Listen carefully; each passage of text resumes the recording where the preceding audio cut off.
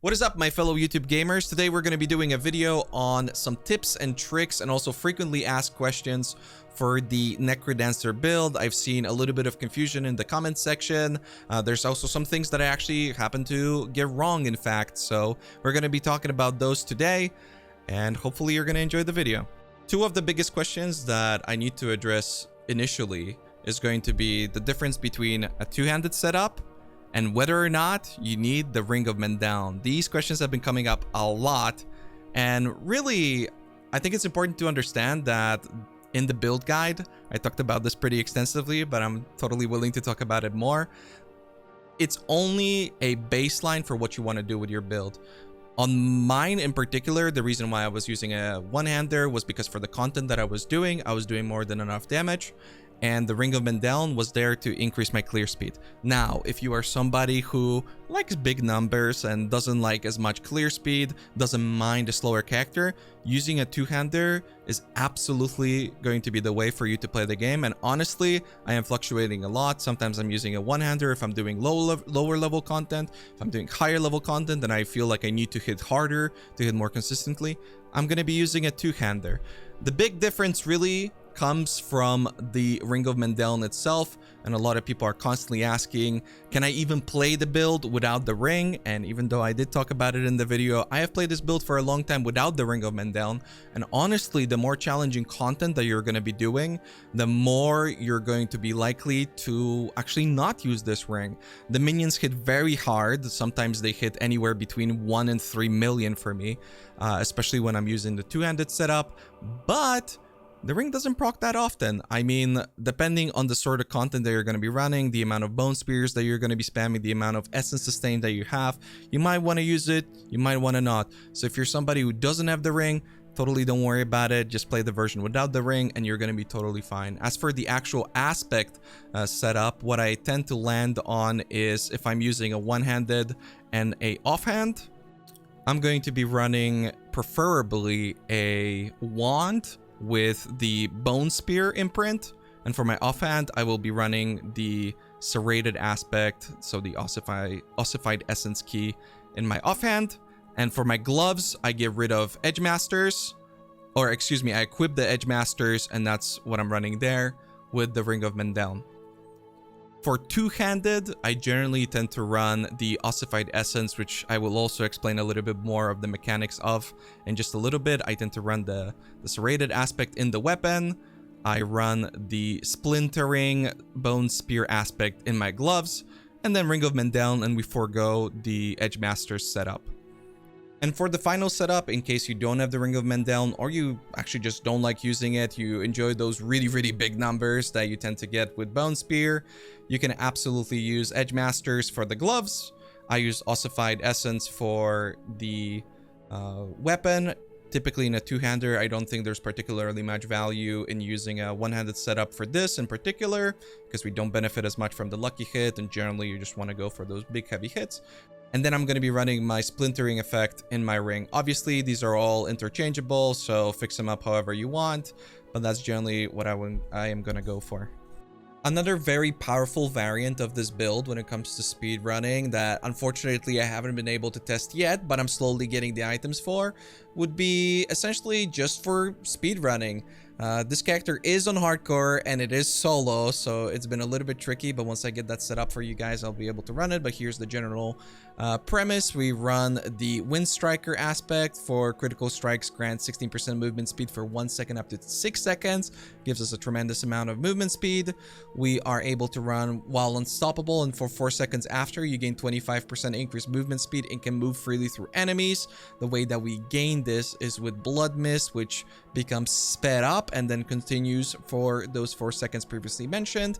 You can run Blood Mist, triggers corpse explosion of surrounding corpses. This lowers the cooldown for our Blood Mist, and it's something that's very important for other types of build, but we're still generating a lot of corpses while moving through enemies, so this is something that's going to speed us up. And then we're running Blood Mist leaves a trail that lasts for 4 seconds and deals shadow damage. This part is kind of important, but the second part is more important. Your movement speed is no longer reduced while Blood Mist is active. You get a bunch more speed out of that, and what you can also do for this build with that aspect, because it gives you movement speed, or it gives you darkness damage, is you can put 3 points into Reaper's Pursuit, which means that damaging enemies with darkness skills increases your movement speed by 5% for 3 seconds. By combining all of those items and using a one-hander and running a Ring of Mendeln, you can make a tremendously speedy build that does sacrifice a little bit in power, but for all of you speedsters out there, I think you're gonna enjoy it quite a lot, so I highly recommend it. Many people have been asking me, why do I run the Serration aspect in my main hand weapon? And honestly, this is absolutely not mandatory and is going to depend on your setup. So the primary reason as to why I do this is because the tooltip for this is completely misstated. It says as if you get an additive amount of critical strike damage, but in fact it is multiplicative, like mentioned in my initial video. And the reason why I run it on my weapon is because it only affects the splintering damage. So in a setup in which you're trying to clear things as fast as possible, you're not actually going to benefit from the splintering damage bonus, because if you actually read what splintering says, it says bone shards from bone spear deal 100% bonus damage to vulnerable enemies and pierce them, which the pierce you get no matter where it is, and it's only a matter of how much damage you're getting. So if you are trying to absolutely maximize your single target damage, then 100% you should be running your splintering effect in your weapon. But if you are trying to increase your clear speed as much as possible, due to the fact that a mob would need to be hit twice for this to even take effect in the first place, and then the amount of damage that you get as a bonus would have to then bypass the initial damage of the first bone spear that hits the target, it's actually pretty difficult to make this work, because generally you're never going to be hitting things more than once or twice, in which case, in my eyes, Ossified Essence, the Serration effect, is simply more powerful in a two-handed setup, and it's one of the primary reasons why you would want to use a two-hander in the first place, because the critical damage is multiplicative. The initial comment that prompted this response was from Strategy First 2414, who says, "I have a very similar build and I think you made a few mistakes. One, there is an Amulet unique that gives you 30% more essence, so if you are at 150, that's plus 50 essence.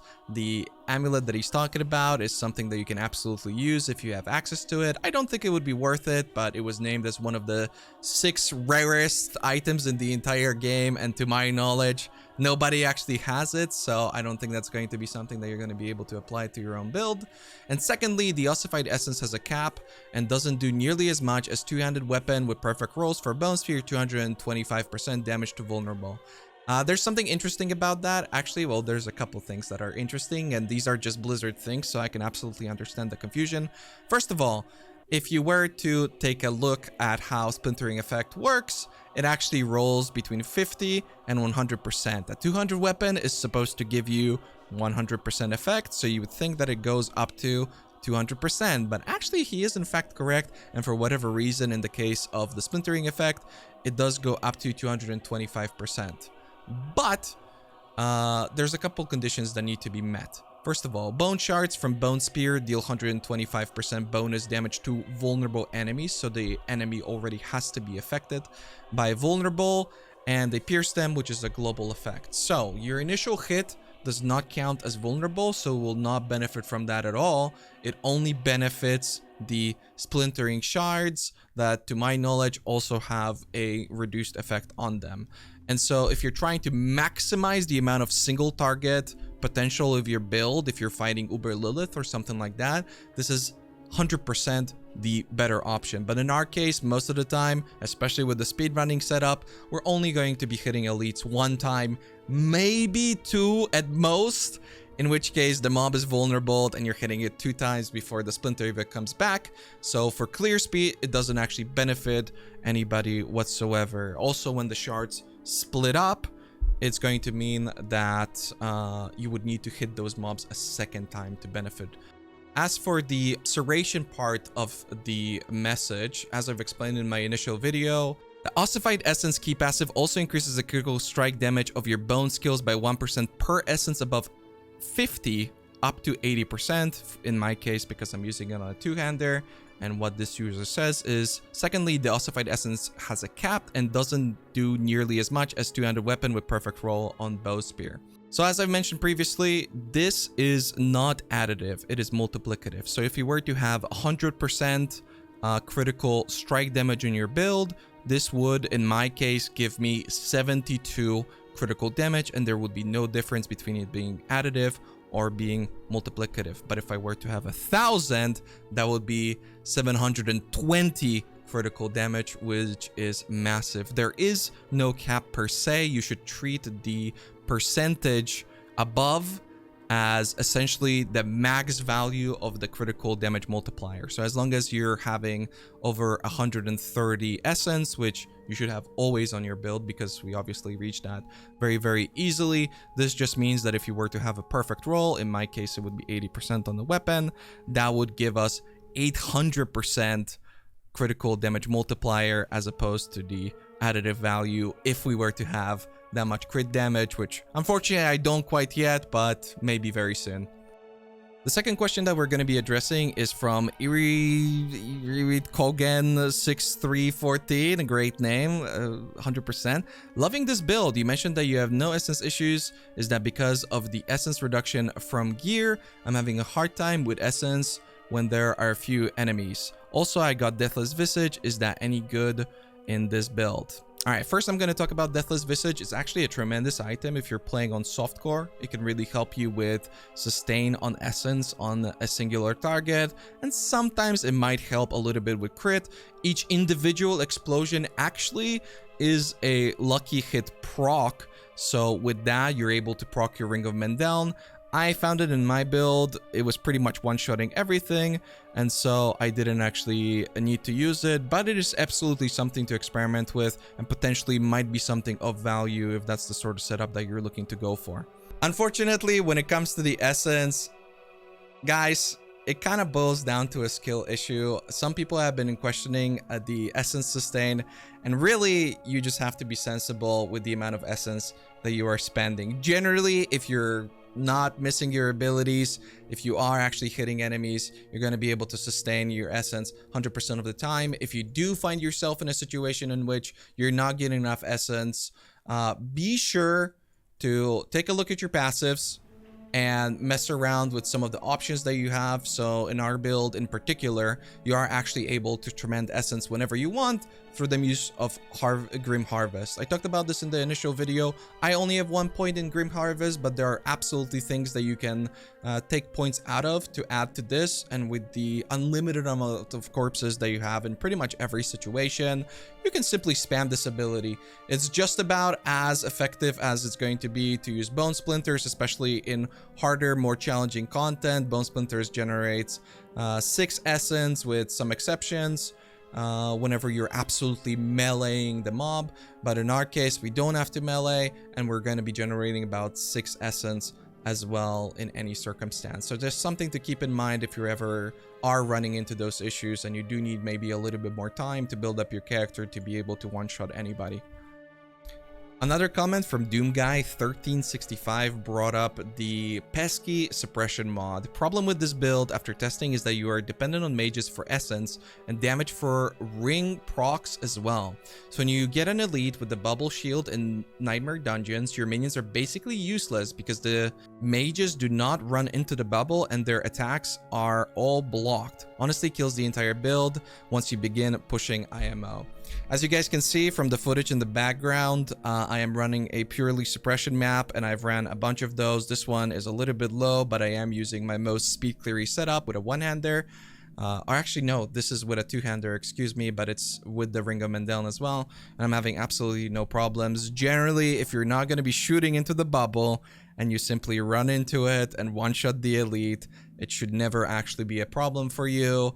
And that's generally how you're going to be playing your Necromancer anyway. If you are not able to face tank the content, you're not able to do it across the board. The builds that push the really high tiers are either completely immune to damage, or they are simply ranging things and they're going to be running into the exact same issue as our Necromancer would. But in our case, we have a lot of different defensives that we can use. We can, in fact, become immune.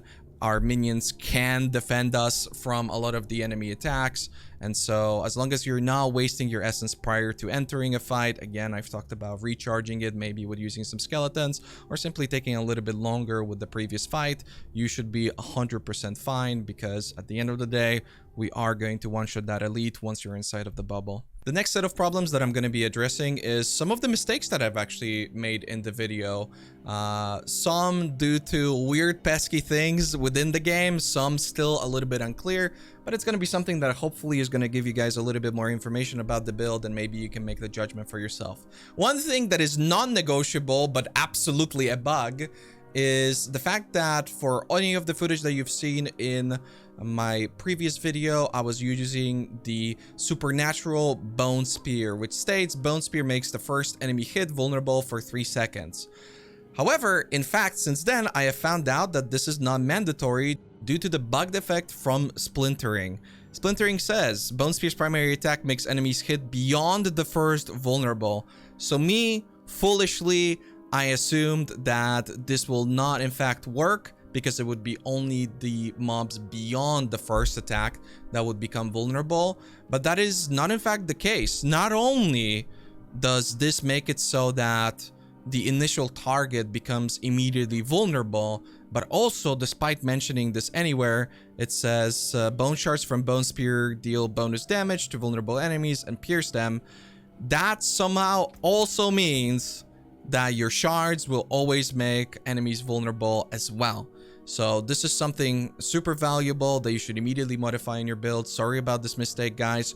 It's just that I assume that it works the way that the tooltip indicates, but no, it is confirmed a bug. And for the time that you might be playing the build now, and until it becomes changed, it is 100% better to use the paranormal Bone Spear, which states Bone Spear has 5% increased critical strike chance if Bone Spear's primary projectile critically strikes, fires 2 additional bone shards upon being destroyed, which is super useful because we pretty much always crit. And it also helps us with the times that we don't have tendrils or bone storm active and our crit is not at 100%, depending on the sort of gear and part of the build that you are at. Now it's time for the other couple things that are a little bit controversial and not still 100% figured out. A comment from DD for Life 15.8 says, couple of things I believe you are wrong based on the testing that was done. The ring does not proc from your minion's lucky hit. It only procs on your lucky hits from using skill. So I actually stated as much in my video, so that is not going to be a point of contention. In fact, your minions actually don't even proc lucky hit on their basic attacks, which is partially true, and I'll be addressing this in a little bit. The Reaper's special attack can proc it, and Thorn's damage from minions can proc it. This is also only partially true. The other thing is damage on close or distance based on your minion location, and this is something that I was 100% wrong about from the very limited testing that I did. This is absolutely true. A couple people tested this, and it is in fact based off of your minion's location, which honestly isn't a big problem for us at all. It does make things like the defensive properties on close for minions a lot more effective for our Reapers, so definitely a little bit of value there. It doesn't really change anything on our build, but it is good information to know for sure, and it's something that I was wrong about. There's a YouTuber that tested all this plus more if you want to see the data for yourself, and he actually in fact links a video to Macroboy, which I really appreciate his testing, but many of the things that unfortunately he posted in that video were simply incorrect. A couple things like another comment that I saw stating something to add to all this info: minions gain 100% of your crit damage, and this comment is unfortunately part of the reason why I am saying that some of the information in Macroboy's video is in fact incorrect and has been proven wrong, and only parts of the lucky hit section are right. Turns out that minions cannot in fact lucky hit, but there are a bunch of exceptions. First of all, when it comes to the ring, as I've mentioned previously, only we ourselves can proc it, but that's not actually 100% true either. So, minions cannot lucky hit unless it is with a special ability. So, your skirmishers for the testing that Macroboy did will not be able to lucky hit. However, the defenders seem to have a special ability, and the Reapers seem to have a special ability. And when they use that special ability, they can lucky hit any lucky hit that you have available to you, with the one exception, which is Ring of Mendeln. But inherently, when it comes to their basic attacks, they cannot proc lucky hit, with one exception, which is Decrepify, which is the primary reason why we were even talking about it in the first place, and they seem to be bugged and be proccing it a lot more than they actually should. So as long as you're using the Reapers, which you would be using 100% of the time, we are able to proc the Decrepify, we are able to proc things with, to proc the cooldown reduction with our Thorns, and that is still something that is of incredible value for the build. So 2 Samurais, Mendeln can only proc from your damage, but as far as we know, Decrepify for right now can proc from any attack of your Reapers, and your lucky hit effects can proc from any of the heavy attacks that your Reapers perform. I saw another comment about damage scaling from Stephen Ward 4830. Another thing you overlooked, Raiz, blood herbs are a separate damage bucket. This makes Necro the highest DPS of any class. I would highly recommend incorporating blood herbs and gain damage in this build, otherwise you lose an entire damage bucket.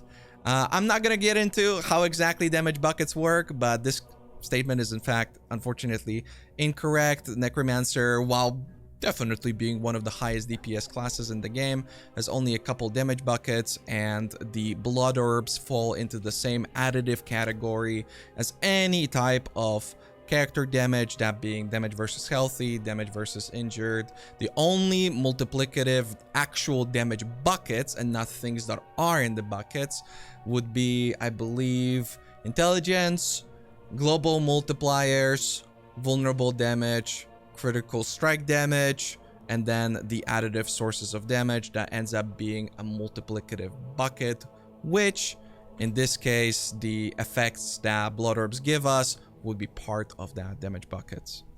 Another big question is about Blood Mist from Joseph Pedraza 2421. Is the Blood Mist useful in the build for the immunity and health heal, or is it a placeholder that could it be replaced with something else? Absolutely, if you're gonna find a useful skill to put into this, it would be very useful, but I personally find that Blood Mist, the longer you push, the more effective it becomes. We very rarely use it. You pretty much only ever use it when you know you're about to die, because you don't really want to be in a situation where you're crowd control, but you're not quite dying, and then you use it, and now it's on cooldown, and you get crowd controlled again, and you are actually dying, and you don't have it available. So it's something that we use very, very rarely, and it's one of the most useful and simultaneously least useful ability that a Necromancer has, because it's so potent, it's so powerful, but you pretty much never click the button. So if you can find something that works better for yourself, go ahead and use it. I personally think that it's the most useful ability that we can have in our toolkit. It is also something that I would never neglect in a hardcore build. I think this is something that we probably didn't highlight enough in our initial video. But this build, in fact, is a completely solo, self-found, no boosts, nothing, hardcore build. And so for that reason, I would never really be able to give it up. And honestly, this was just one of those abilities that I initially found incredibly frustrating to even have on my bar, because of that reason that I'm never actually using it. But the higher tiers you're going to be doing, the more useful it will become, and I think as you continue to play, you will find great value in this ability. I guess a couple general gameplay miscellaneous issues that some people run into when not really understanding how we play the build is the general idea is going to be that we're running around and one-shotting things with Bone Spear, and whenever things are dead, you're going to be clicking other buttons to then consume the corpse. And that is exactly what that's going to mean. We are consuming the corpse with our raised skeletons. I know some people were confused about that and they thought that maybe only corpse tendrils is the part that consumes corpses, but no, in fact, we are able to just always spam Grim Harvest whenever we need to recover our energy. And it does cast a lot faster than your basic ability, so you're never really going to be running into that sort of issue. This is just a little display for you guys as to how I'm playing the build. I can maybe run some higher level content in just a little bit, and then you guys are gonna have a better idea as to how these things work. Make sure that you keep your essence up as high as possible. If I'm wasting a lot of essence like I am right now, That's going to be a big problem. If I am doing something like that, make sure that you have Grim Harvest enabled. But generally, even if I'm trying to recover, right, you can see we're still one-shotting the elites. I'm trying to get my essence back up with my essence being at 100%.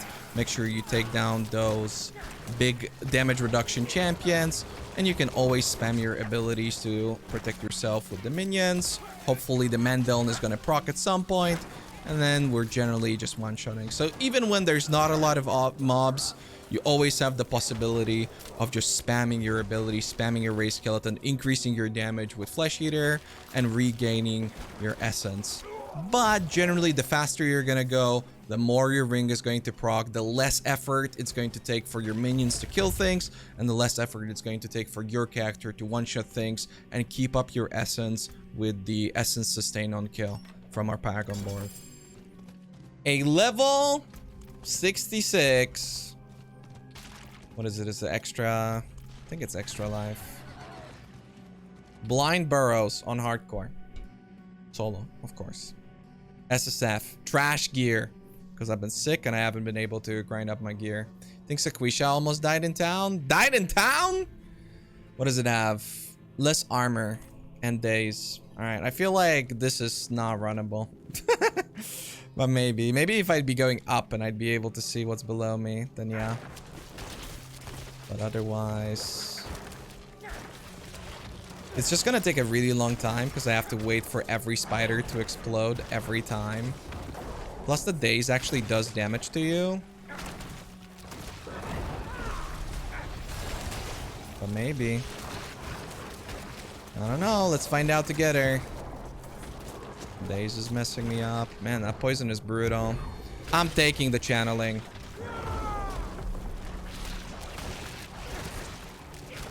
I just have to wait. The minions just have to face tank. I don't know. This is the content. It's like I don't really feel like they have more HP at all. They just hit so much harder. Oops.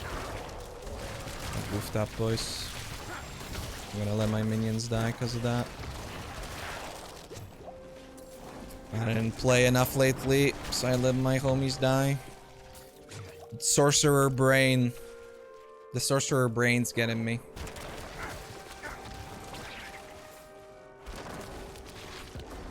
I mean, for this instance, it's not too bad. Just have to make sure that I don't step into the explosions. Yeah, damage-wise, it's all the same. Honestly, I'm kind of surprised because generally the thing about poison is that it destroys minions.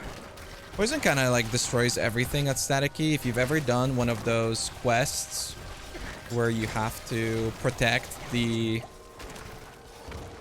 homies. If you've ever done that quest in like a higher tier sigil, they just die instantly to the poison. And pretty much the same thing is happening with your minions. Pretty manageable. Like the problem is also that when you're running days, you see what happens to my minions. They just kind of AFK. They forget that they're supposed to play the game because they're just standing in the days and they don't actually go to fight the enemy.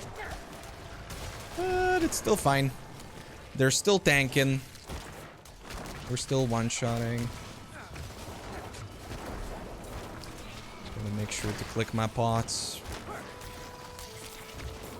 But if anything, I'm positively surprised about the minion survivability.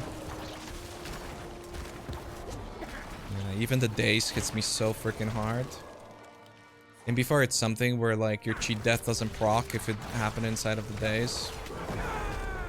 Need to be careful. There's a double suppressor with Terrified too. Okay, here it comes. Oh, I messed up. Oh, I big time messed up. Hold on, chat.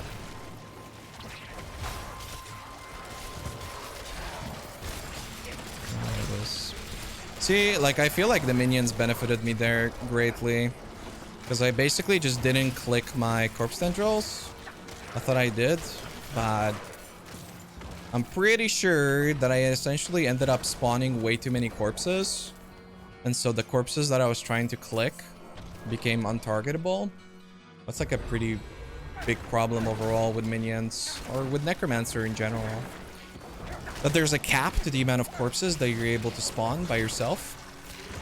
And when you reach that cap, the corpses that you already have on the ground begin to despawn. I'm gonna combo this guy. For whatever reason, these dudes have been really tanky. They begin to despawn, but they despawn on a delay. So they're no longer targetable by you, but you can still see them. So I was just trying to spam one of those corpses, and it just wasn't doing anything. But yeah, in these sort of situations, I just have to wait for all the exploders to go off. Okay, we're through the gates. And here I won't make the same mistake. And then we just two-shot them. That's how that pack should have worked, the one before, but yeah. Surprise, when you play badly, the game doesn't work.